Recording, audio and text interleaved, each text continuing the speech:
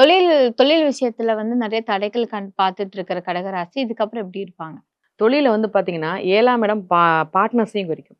இவங்க தனியா இருக்கிற தொழில்ல ஒரு சின்ன சின்ன ஒரு ஒரு தடைகள் இருந்தாலும், பார்ட்னர்ஸ சேர்த்துருக்காங்க. மெயினா வந்து இவங்களுடைய மனைவிய சேர்க்கலாம்.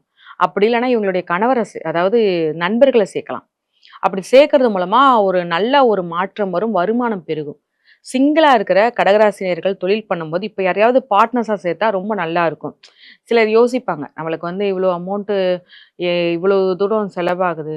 நம்ம தனியா மேனேஜ் பண்ண முடியல. பெசால வித்துலாமான்னு யோசிப்பாங்க. இல்ல யாருக்காவது வேற யாருக்காவது குடுத்துலாமா? கைமாத்தி விடலாமா? அப்பலாம் யோசிப்பாங்க. அவங்க அப்பலாம் பண்ணாம, வேற யாரையாவது பார்ட்னரா சேர்த்துட்டாங்க அப்டின்னா, இவங்க போட்ட இன்வெஸ்ட்மெண்ட்லயே வருமானம் வர ஆரம்பிக்கும். இந்த காலகட்டத்தில.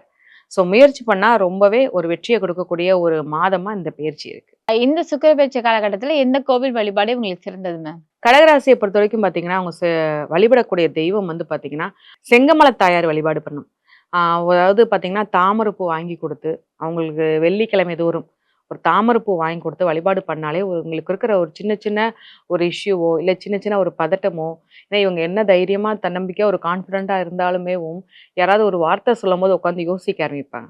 அப்படி இருக்கிற ஒரு சின்ன விஷயங்கள் கூட இந்த வழிபாடு பண்றது மூலமா பெரிய மாற்றத்த குடுக்கும்.